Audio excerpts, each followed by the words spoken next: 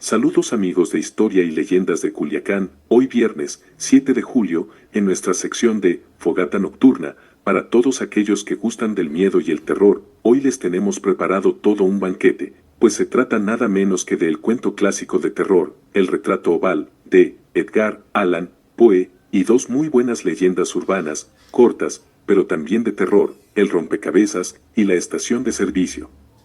Así que a disfrutarlas amigos, vámonos que corre el intro.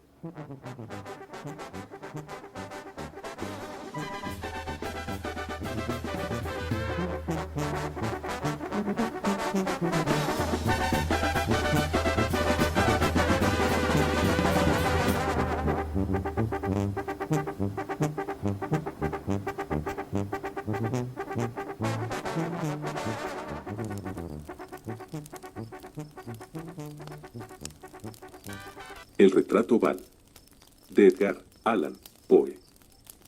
El castillo al cual Pedro, mi criado, se había atrevido a entrar por la fuerza antes de permitir que gravemente herido como estaba, pasara yo la noche al aire libre, era una de esas construcciones en las que se mezclan la obscuridad y la nobleza, y que durante largo tiempo se han alzado en los Apeninos, tan ciertas en la realidad como en la imaginación de la señora Radcliffe. Parecía que el castillo había sido recién abandonado, al menos temporalmente. Nos instalamos en uno de los aposentos más pequeños y menos lujosos. Se hallaba en una apartada torre del edificio. Sus decoraciones eran ricas, pero descuidadas y viejas. Tenía tapices colgados de las paredes, que engalanaban una gran cantidad y variedad de trofeos heráldicos, así como un sinnúmero de pinturas modernas en marcos con arabescos de oro. Aquellas pinturas no solo estaban a lo largo de las paredes, también las había en diferentes nichos que la extraña arquitectura del castillo exigía, y de inmediato despertaron mi interés. Ya era de noche, y ordené a Pedro que cerrara las persianas del aposento y que encendiera las bujías de un alto candelabro que estaba a la cabecera de mi lecho. También le pedí que descorriera las cortinas de terciopelo negro que envolvían la cama. Deseaba, si no dormirme, por lo menos a contemplar recostado las pinturas y examinar un pequeño libro que encontré sobre la almohada y que trataba, precisamente, sobre la descripción y la crítica de aquellas imágenes. Leí bastante interesado aquel volumen, por lo que rápido volaron las horas. Cuando menos acordé, ya era la medianoche. La posición del candelabro me molestaba, pero, para no molestar a mi amodorrado sirviente, alargué con dificultad la mano y lo coloqué de manera que su luz cayera directamente sobre el libro. Aquel cambio, de inmediato produjo un efecto inesperado. Los rayos de las numerosas bujías cayeron en un nicho del aposento que una de las columnas del lecho había mantenido hasta ese momento en la más profunda sombra. Pude ver entonces una magnífica pintura que me había pasado inadvertida. Se trataba del retrato de una joven que empezaba ya a ser mujer. Miré presuroso su retrato y cerré los ojos. Al principio no supe el por qué lo había hecho. Pero luego, mientras tuve mis párpados cerrados, llegó a mi mente la razón del por qué. Sí, se trataba de un movimiento impulsivo con el fin de ganar tiempo para pensar, para asegurarme de que mi visión no me había engañado, para calmar y someter mi fantasía antes de otra contemplación más serena y más segura. Instantes después, volví a observar cuidadosamente la pintura. Ya no podía dudar de que estaba viendo bien, puesto que el primer destello de las bujías sobre aquella tela había disipado la soñolienta modorra que pesaba sobre mis párpados, devolviéndome de inmediato a la vigilia. Como ya dije, el retrato representaba a una joven mujer. Solo abarcaba la cabeza y los hombros, pintados de la manera que técnicamente se denomina vignette, y que se parece mucho al estilo de las cabezas favoritas de Sally. Los brazos, el seno y hasta los extremos del radiante cabello se mezclaban imperceptiblemente en la vaga, pero profunda sombra que formaba el fondo del retrato. El marco era oval, ricamente dorado y afiligranado en estilo morisco. Como objeto de arte, nada podía ser más admirable que aquella pintura. Pero lo que me había emocionado de manera tan inesperada y exaltada no era la ejecución de la obra, ni la inmortal belleza del retrato. Y menos aún cabía pensar que mi fantasía, arrancada de un semisueño, hubiera confundido aquella cabeza con la de una persona viviente. Inmediatamente vi que las peculiaridades del diseño, de la viñeta y del marco, tenían que haber refutado semejante idea, impidiendo incluso que persistiera un solo instante.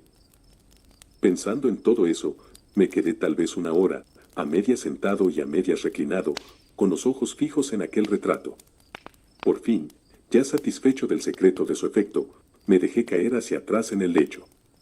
Había descubierto que el hechizo del cuadro residía en una absoluta posibilidad de vida en su expresión que, sobresaltándome al comienzo, terminó por confundirme, someterme y aterrarme.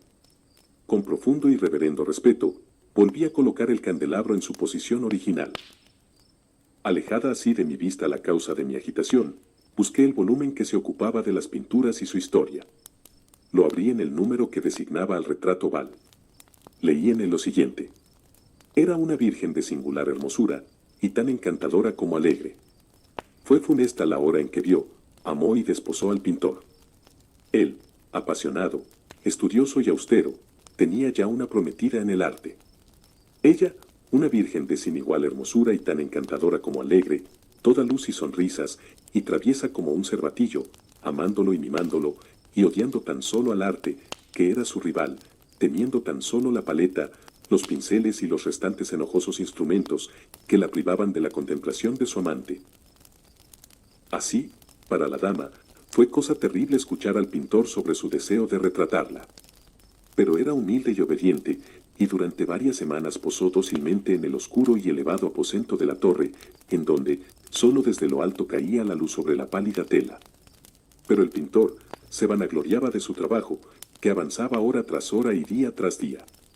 Él era un hombre apasionado, violento y taciturno, que se perdía en sus ensueños, tanto que no quería ver cómo esa luz que entraba, lívida, en la torre solitaria, marchitaba la salud y la vivacidad de su esposa, quien se consumía a la vista de todos, salvo de la suya.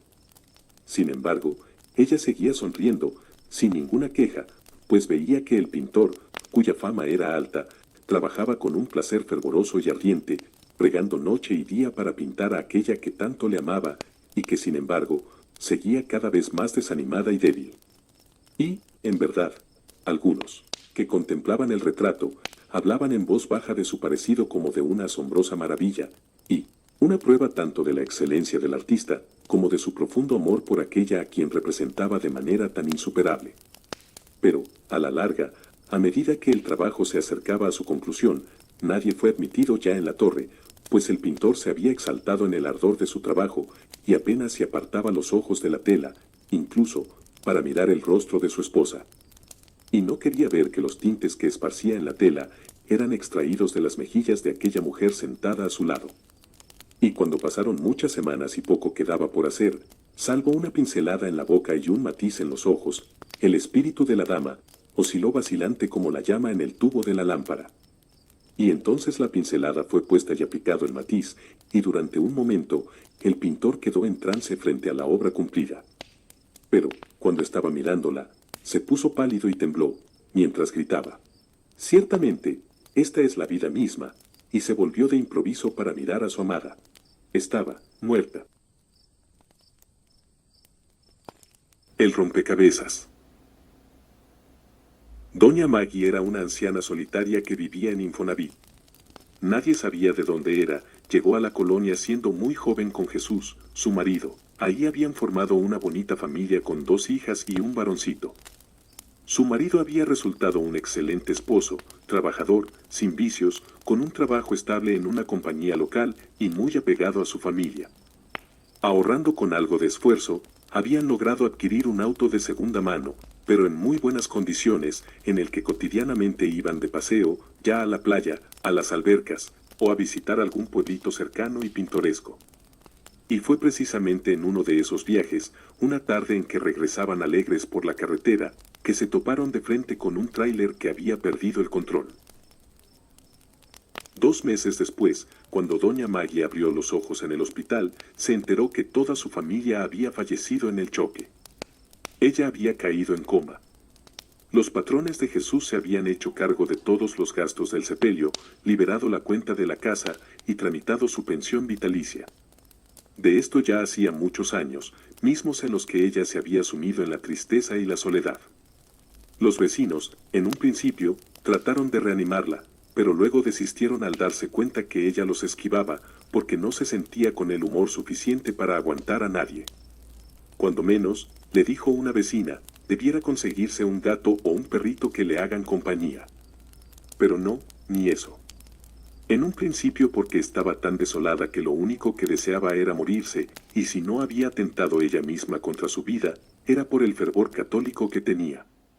Sí, las únicas salidas que tenía doña Maggie era para ir a misa los domingos, al mercado los miércoles y una vez por mes para pagar los recibos de los servicios del gas, luz y agua. Con el paso del tiempo, esa rutina le empezó a ser tediosa. Le quedaba mucho tiempo de sobra, pues ni siquiera encendía la televisión, que antes fuera el máximo entretenimiento de la familia, sobre todo en las tardes en que todos se reunían en la sala después de comer. Un miércoles de mercado, al pasar por una mercería, se fijó en un aparador que exhibía algunos juegos de mesa y entre ellos había varios rompecabezas. Decidió comprar uno para mantenerse ocupada durante las horas muertas y de paso olvidar al menos un poco la soledad que la estaba consumiendo.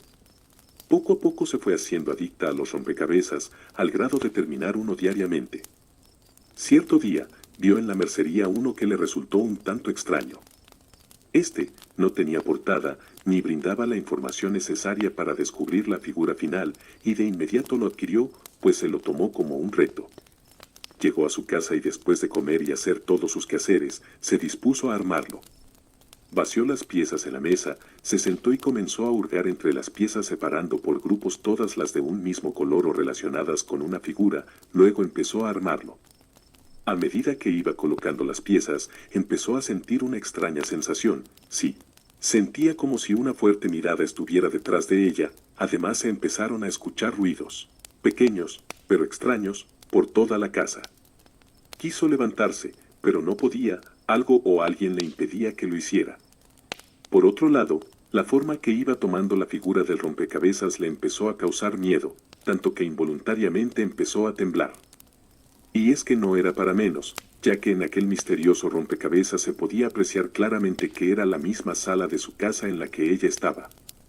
También ya se había armado parte de las escaleras, los muebles, incluso ella se veía reflejada, de manera concentrada y a su vez aterrorizada. Cuando terminó de colocar la última pieza, que por cierto el acabado era horrible ya que había un hombre en la ventana de su casa observándola mientras terminaba, entonces sintió que algo o alguien respiró atrás de ella, en su nuca. Entonces se dio cuenta que ya podía moverse, se levantó de una y de inmediato fue a su recámara con la idea de tomar sus cosas para huir, pero el mismo tipo que aparecía en el juego, la tenía justo enfrente, mirándola de manera desquiciada con sus dientes puntiagudos al descubierto. A la mañana siguiente, doña Maggie fue encontrada muerta. La policía encontró la casa en total desorden, su cuerpo estaba empapado en sangre y el rompecabezas completamente armado, pero totalmente en blanco, todo se había borrado. La estación de servicio. Jamás ha sido bueno manejar solo por carreteras y menos por carreteras solitarias, y mucho menos cuando es de noche. Pero Daniela desde muy joven era una aventurera nata. En la secundaria junto con otras compañeras, había estudiado artes marciales por lo que a partir de entonces jamás necesitó estar acompañada por alguien para salir a donde fuera. Ese día, había ido a festejar el cumpleaños de una compañera de trabajo a casa de los padres de esta, la cual estaba si acaso a unos 15 o 20 kilómetros por la carretera internacional. Ya pasaba de las 11 de la noche, cuando Daniela se despidió de la fiesta, a pesar de las insistentes súplicas de la festejada, para que se quedara hasta la mañana siguiente. Quédate, le había dicho, total, mañana es sábado y no trabajamos. Sin embargo, ella era así, de que se le ponía una cosa, se le ponía. Además había bebido unos cuantos tragos de más. Un poco después ya en la carretera, con la monotonía del camino, el sueño le estaba ganando, al grado de que ya no se sentía con la capacidad de seguir manejando. Además descubrió que el tanque de la gasolina estaba casi vacío. Estuvo a punto de quedarse varada a un lado de esa oscura carretera cuando logró visualizar una gasolinera que quizás debido a la hora, lucía abandonada. Y efectivamente, el lugar estaba totalmente solitario. Extrañamente tenía combustible y aprovechando su suerte, se detuvo en la estación de servicio y empezó a llenar el tanque. Escuchó unos pasos y observó todo el panorama, no había nadie y eso la aterró. Pensó que de alguna manera podría sucederle algo malo y desesperada, terminó de cargar el tanque y se subió a su auto. De la nada, alguien apareció frente a su auto con una mirada desorbitada. «Morirás», le dijo, «sal de ahí, van a matarte». Más asustada que antes, el sueño y los humos del alcohol desaparecieron como por arte de magia. Encendió el motor del auto para salir de aquella gasolinera y el sujeto apareció de nuevo, justo en la ventanilla del piloto, y la tomó por el brazo tratando de sacarla. Se veía desesperado por lograr su cometido, pero ella, llena de adrenalina, pisó el acelerador hasta el fondo y arrancó de allí dejando al tipo envuelto en el humo del escape. En menos de un minuto, ya estaba de nuevo en la carretera, y aún con el corazón queriéndosele salir. Al mirar por el espejo retrovisor, algo llamó su atención. Sí, pudo apreciar que en el asiento trasero había un bulto extraño. No pudo siquiera voltearse para cerciorarse de qué era o qué ocurría, porque de pronto un sujeto extraño la tomó por detrás y le colocó un cuchillo en su cuello. Ella detuvo el auto por órdenes del sujeto, quien se rió de manera macabra para enseguida degollarla. El cuerpo de Daniela fue encontrado 4 días después, o al menos lo que quedaba de él. El hombre la había descuartizado dejando solo intacta la cabeza, inmortalizando con ello la cara de terror de Daniela, cuya última reacción fue gritar. Eso es todo por hoy, amigos amantes del terror, pero ya saben, si les gusta esta sección, tenemos una cita el próximo viernes a la misma hora, aquí en su canal, Historia y Leyendas de Culiacán. Que tengan terroríficas noches.